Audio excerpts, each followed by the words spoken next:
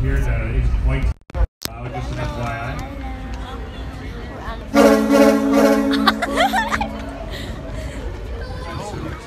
Alright, so port and starboard, that's in relation to which direction the boat is facing. So the left side of the boat facing forward is port, and the right side of the boat facing forward is starboard. The front of the boat, or the bow, is the pointy end, and the rear of the boat is the stern. So we're going to be getting underway in just a moment. We're going to go up about a block through this bridge that's under construction to check out some of the buildings that we can see from downtown. And we're going to spin around and head out into the lake. It's going to be a good time. Life. Happy 4th of July. We should have some pretty great weather today.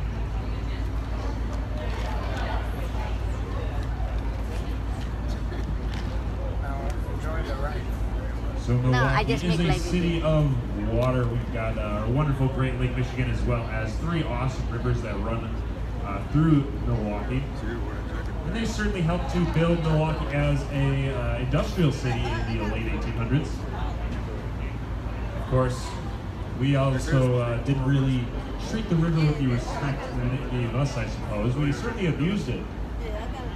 And after about a decade's worth of industrial use, the rivers were in bad shape, and a lot of people were staying away from them. And at a certain point in the 1960s, people thought, hey, let's embrace these rivers again. Let's stop dumping our trash in it. Let's start moving forward and cleaning it up. So nowadays you probably see a lot of people out on boats, hanging out in kayaks. It's certainly a water sports city now. There's not a whole lot of cities you can go cruise through rivers like this. So the first building we're going to check out is on the starboard side of the vessel. It's the bluish-green tower here. It was built in 1961. It's the Chase Bank Tower. It's not particularly tall. Honey, I enjoy. I just important at the time do like because that. it was Milwaukee's very first example of a modern architecture skyscraper. Modern meaning that it prioritizes function over form, so it maximizes interior space. Not a whole lot of exterior frills or ornamentation on it. At that time in 1961, we weren't really building a whole lot of new things along the Milwaukee River. It was one of the first buildings that was built along the river for several decades, almost 50 years or so.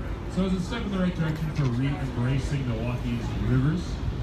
And that bluish-green color is actually intended to represent a healthy color of Milwaukee's waterways. We were to look at the river now. Yeah. It's certainly a little more brown than that building is. Oh, it's not hot, honey.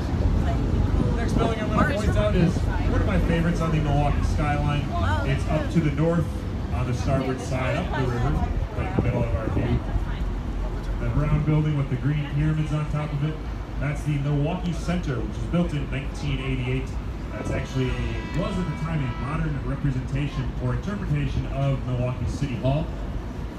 It takes a certain old-time German or Flemish Renaissance architectural styles like the steep gables and spires at the top.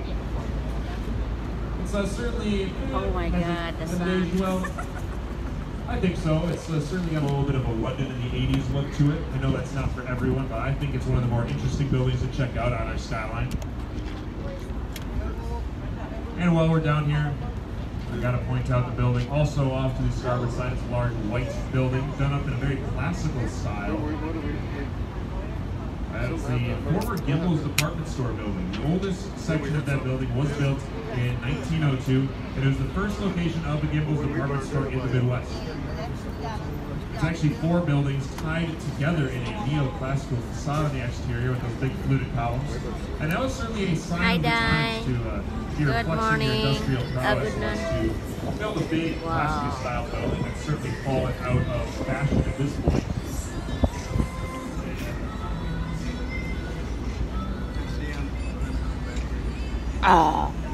In the 60s, when we had the Chase Bank building being built, that was kind of a Honey, time of I like to take a progress. picture Milwaukee while was they're running changing, the doing this new one, and then the installations. background is see. Highways were being Background built is and late. people were moving to Good, the honey, suburbs. During that time, we also got these lovely parking structures. These were added Maybe here as that was seen as standing. progress. We got We rid cannot of a couple standing. 2 to 3 story historic buildings to build these hulking structures. But hey, in the 60s, you had to have a place to park your big 4-door Buick, and this was the answer. Now that we're coming back to the river as a little bit of a natural attraction, we're maybe reconsidering what we could have done with these properties, as Bridge? prices are definitely skyrocketing. What? The bridge? Also, Oh, in can the you go to- 1960s, we got Oh. some new bridges installed in Milwaukee. So Where's the Milwaukee, bridge? being a Oh, city this of one? water, is also a city of bridges. We've got 188 bridges in total. 21 of those bridges are movable bridges. We're going underneath the Clyburn Street Table Lift Bridge right now. So these bridges lift up like a table, rising into the air. They use hydraulic rams on either side to push the deck up.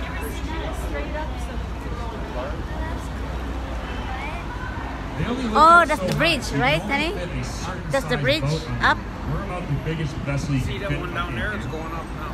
And part of that in the 60s, is we also got yeah. the freeway. This particular freeway is Interstate 794.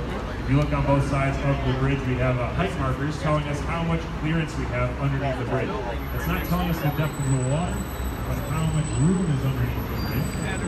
The table lift bridges only go up as high as the other side of this bridge does. We can already up, Megan, that's a bridge, oh.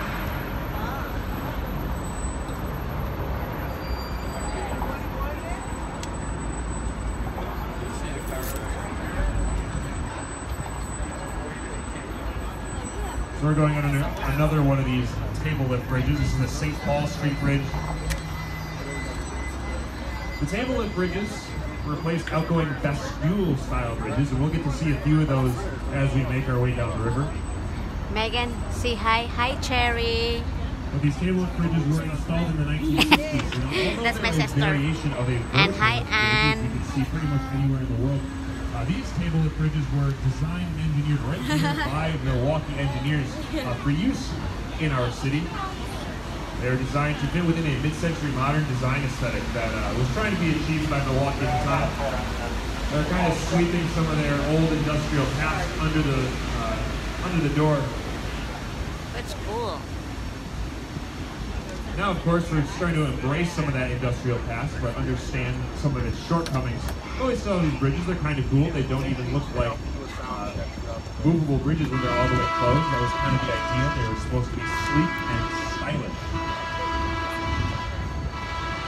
On the port side of the vessel, we have Milwaukee's historic 3rd Ward neighborhood with a very high conglomeration of historic buildings throughout. I'll get into a little bit of history of the 3rd Ward once we're coming back up the river. Whoa, look at the And on flag. the other side of the boat, on the starboard side, is a really cool building that's built in 1875. That's the Pritzloff building. It was originally a hardware warehouse. That's not really that cool of a fact, but what makes the Pritzloff building exceptional is its color. That bright, creamy white colored brick, or kind of yellowish color. Those bricks are called Cream City bricks. They can't be found anywhere else in the world. We find the clay for those Cream City bricks along the shoreline Maybe I go this side of because Lake that Michigan, be right here near Milwaukee. Huh? And clay has a high content of sulfur on it, in it. So when we fire the bricks, it bleaches to that pale yellow color rather than a deep red. View. We had a lot of buildings being made out of these in the late 1800s. So that's actually what gave Milwaukee its nickname, the Cream City. Pritzloff building was sandblasted about 10 years ago, so we do get a nice crisp look at its Cream City brick color. Just for another reference, also on the starboard side, we've got this old train bridge. If you look behind the train bridge, the Milwaukee Cold Storage Company building there is also Cream City brick. So you can see how the color is different. The cold storage building is original, and that's pretty much just from pollution in the air over a period of about a century or so. So that's how tarnished the bricks could look. Okay.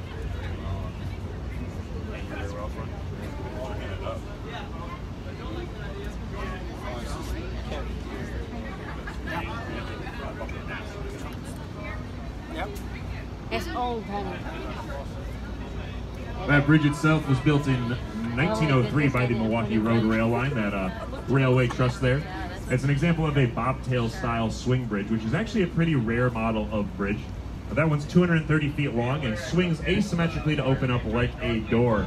It guards the Menominee River Valley, or that's actually the Menominee River, which carves out the Menominee River Valley. It extends to the west for about 10 miles. That's where Milwaukee Brewers play at Miller Park. That bridge is still in use today. We just had a freight train by the Canadian Pacific Railway go across it, and it's also used by the Amtrak Hiawatha, which is a passenger train between Milwaukee and Chicago.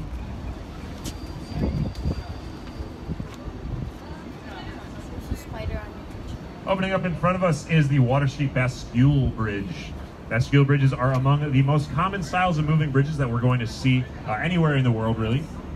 They're incredibly efficient. And these are the kind of bridges that we replaced with those table lift bridges.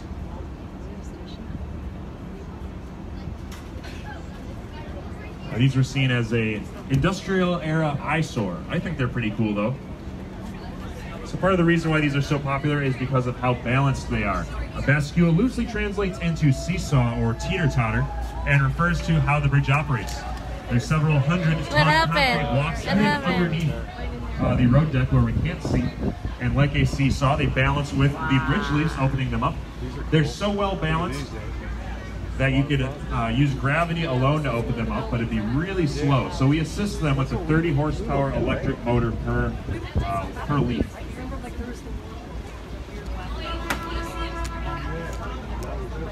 We're pretty much right in the heart of Milwaukee's 3rd Ward neighborhood right now.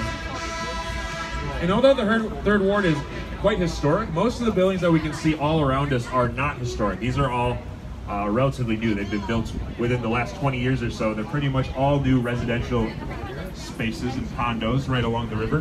One exception to that is on the port side of the boat. It's an old industrial looking building. It's an old warehouse with the orange and red logo on it. That's the MIAD building. It's a 4-year arts and design school, so they've got state-of-the-art facilities for industrial and graphic design, as well as illustration, fine arts, photography, and more. MIAD bought that building in the late 80s for presumably a very low sum of money, as real estate was not that expensive in this area at the time. And they've helped to turn the 3rd Ward into a little bit of an arts district, that's for sure.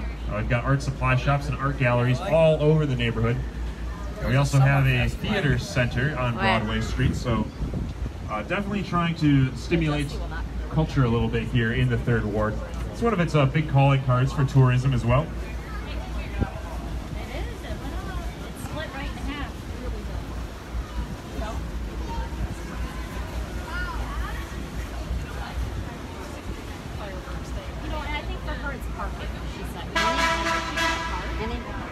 Good also for the fireworks when we go evening. It's probably No, I don't know. Now that we're downriver of the Broadway Street Bridge, we get another look at one of Milwaukee's neighborhoods. Off on the starboard side, we do have some recreational boat docking here. That's pretty much, this is the bank of Milwaukee's Harbor District neighborhood. It was used for a lot of industrial buildings in the early 1900s. But we don't have a whole lot of industry going on in this area anymore, so a lot of these buildings actually need to be torn down. Many of them are abandoned. We do have some newer businesses that are coming into this area, but it's kind of next on Milwaukee's list to develop because of its prime riverfront real estate. Some of the buildings we can see from here that are historic for sure, but coming down relatively soon. We've got the Wisconsin Cold Storage Company building, which is off on the starboard side with its Cream City brick chimney. That was built in 1928. Scheduled to be demolished, but it doesn't have a set date yet. And then the large cement or concrete building on the starboard side, that was built in 1933. There's the Wisconsin Malt Barley Grain Elevator, used to keep malt barleys, grains, and wheats nice and stable throughout the year before being distributed to Milwaukee's ever-booming breweries. That building is no longer used and needs to be torn down. It's scheduled for demolition in October. That should be pretty interesting as the walls of that building are 10 feet thick. I was presuming that they were going to use explosives for that, but they can't actually use explosives because of its proximity to the river, so that should be interesting to see how they're going to go about it. Oh, they tear it down? On the port side of the vessel is Wisconsin's largest swinging railroad bridge. It's a 250-foot long truss span. That bridge was built in 1915 by the Chicago Northwestern Railway. At one point, it would see up to 100 trains a day, as frequently as every 15 minutes, which is a lot of trains, that's for sure. But it really hasn't seen a whole lot of commercial use since the 1960s. Actually, the last time we've ever had a train on it was in 2003 for a circus train exhibition. Honey? There's not even rail lines on either side that go anywhere anymore. So it is a still swingable bridge. The railroad does keep it in basic operating form, but it doesn't go to anywhere. We're never going to see a train on that ever again. As long as the bridge remains operational, the government cannot tear it down. So it's just kind of a stagnant bridge sitting in the middle of the river right now. It's kind of a cool landmark. Megan, there's been a couple of come bids here. by nonprofits in the area that want to turn the bridge perhaps into a green space. Put your So stuff with parking, beside. you can get to by kayak or paddleboard. It's not too much hot because It we almost went. looks like nature's starting to turn the bridge into a green space on its own.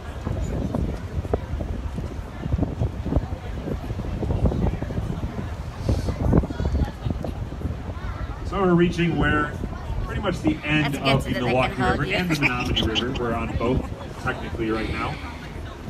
And they all converge in the inner harbor of Milwaukee. So this section of water that's ahead of us is called the Inner Harbor. And we do see some commerce here as well. It used to be a very large port. We would have large vessels coming in and out on a pretty regular basis, and we still do, but not quite as frequent. MMSD? The Inner Harbor was established in the late 1800s, as at the time Milwaukee had the largest export of grain in the have a lot of world, so we had to traditional allow cocoa. large vessels in and out to get our businesses elsewhere along the Great Lakes. And we still see some large ships coming in. There's a 750-foot-long It's good, honey, vessel you bringing put in some road salt salt from there. Canada yesterday. Megan, make it sure this one There's not a flying. It's concrete windy. company that has large barges that come in on a regular basis. We don't see a whole lot of exports anymore, but we do get a lot of road construction equipment imported. Things like liquid asphalt, powdered concrete, and road salt. The Kinnickinnick River is our third river in Milwaukee, and that extends off to the starboard side, heading south. Where?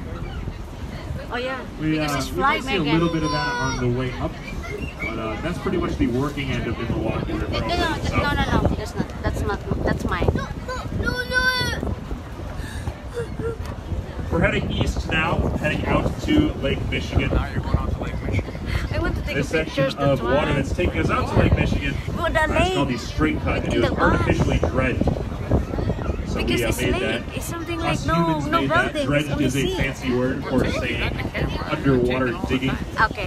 Bye bye. Bye. This Say is bye, dug out because we Megan. need to Bye maintain for a now. minimum We take depth of pictures. 27